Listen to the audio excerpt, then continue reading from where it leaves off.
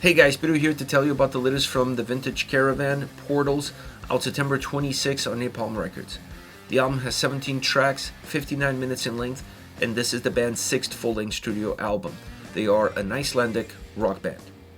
Now, coming into this album, having a short attention span and preferring records that have around the 45-minute mark, looking at 17 songs, 59 minutes, it felt to me like this was going to be a very cumbersome experience. One of those records that by the time you get to the later stages of the album, you almost forgot about the record, or the songs don't have the same appeal to you because you just feel a little bit drained of what the overall experience has been. This record surprisingly does not have that problem, and I think the main reason for it is the band themselves. The vintage Caravan is not defined just by one sound or by one experience. They're much more than just a rock band. They are a prog rock band, they are a hard rock band, they are a psychedelic rock band. They are a band that is influenced by many different styles of rock and roll spanning many different eras. The ability to have all of these different influences under one single roof gives them a lot more creativity, a lot more room to navigate when it comes to creating individual tracks and then placing them in a way that makes the overall experience of the record feel more engaging and more dynamic. That's exactly how this album comes across. It's a record that always has ebbs and flows, that always has ups and downs, without ever changing what the vintage Caravan are all about as far as their sound and the texture within that sound. So this album is very close to who they are, perhaps the album that comes closer to defining who the band is, and you see that first and foremost in how they outline the overall song structure and the overall record itself. Having said that, due to its length and to being 17 songs, I still feel like this is an album that you can't just skim by. You can't just press play on it and go do something and get distracted from it. This album definitely requires your attention. It definitely requires you to sit down and immerse yourself in it. You have to be ready for the journey that comes ahead. It's going to be a long journey, but it's a very interesting one. As far as the actual sound on this album is concerned, obviously all of those influences that I mentioned are playing a role in defining what that sound is, the texture that it has, and how rich it becomes. The album is extremely well put together from a production standpoint, and I don't think you can have all of those influences playing a very direct role in defining the paths and the actual material that exists within the songs without that production behind it. Now, that production that this album offers, it brings to the surface some elements that really help better pinpoint the listener towards and where you're going as far as the sound is concerned. For example, the bass sound on this record is really impactful, not in a jolting way, but it's really well defined throughout the entire album. And it plays a very important role in giving some more substance to the sound and in giving some more thickness to the sound. The guitars themselves feel a little bit more dynamic, sometimes feeling even a little bit dirty, bringing a little bit more of an analog experience into the forefront, allows the record at times to feel more live and less studio. And I think that's an important aspect because it plays really well into not only the influences that the band has, but some of the sounds that were created on this record that have a very earthy experience to them, and they feel very natural and organic from that standpoint. So bringing in a guitar sound that represents the band live, perhaps even more than it does in the studio, bodes well for what the overall record wants to offer. The drum sound on this record is excellent as well, not overpowering as it never really is on a vintage Caravan record, but rather emphasizing the dynamics of the sound and emphasizing the borders and the shapes that these songs have. Some tracks on this album sound large, really big. They have a huge footprint, they're super wide, and then some songs feel a little bit more narrow. And most often than not, that is really defined by the drum sound and how far they want to take it or how close they want to keep it. A really interesting aspect of the record for sure to go with the overall richness of a guitar sound that this album offers. An incredibly well-gifted record as far as the guitars are concerned. Once you get down to the vocals, the vocal performance on this album, with the exception of the feature by Mikael Åkerfeldt, which is the opening track of the record, outside of that song, everything else falls in play with the vintage Caravan.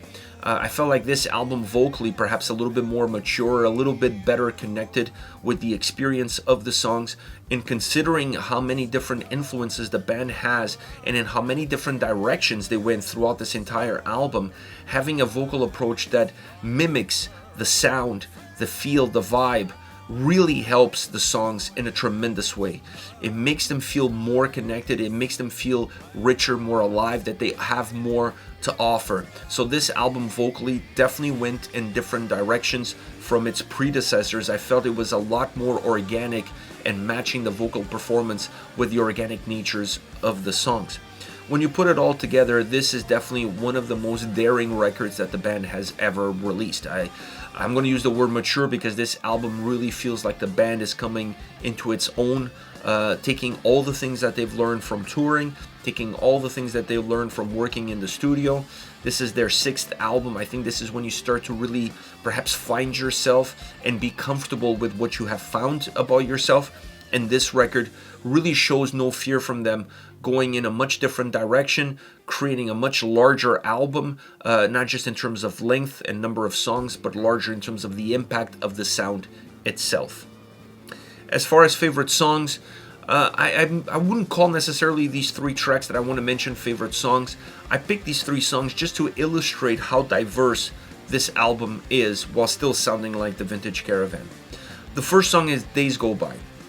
Days Go By is a track that has a great guitar sound to it. The guitars are definitely one of the main components, one of the main pillars of this track from the get-go. It's a heavy rock sounding song. It has great appeal from that standpoint because guitars and drums play a great role in offering some size to the track and offering some movement to the track.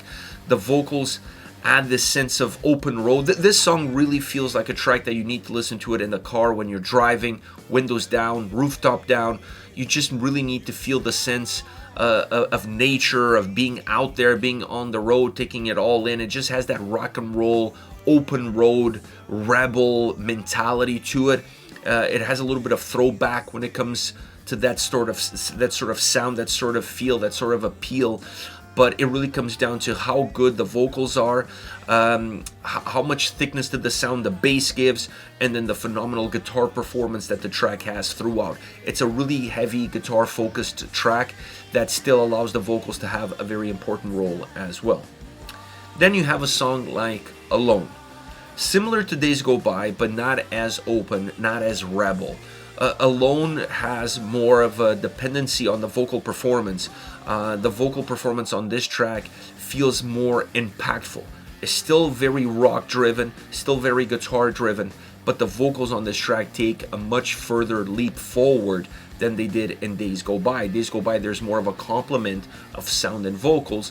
On this one, the vocals have a little bit more of a sense of being forward and creating almost a Beatles-like experience. This track really sounds like a Beatles song, something out of Yellow Submarine. It has a lot of those vibes. It has a lot of introspective ideas in it. It has an insane solo section that's really bonkers. I really like the solo section because it starts more like just as a rhythm guitar sound that leads more into a lead guitar sound.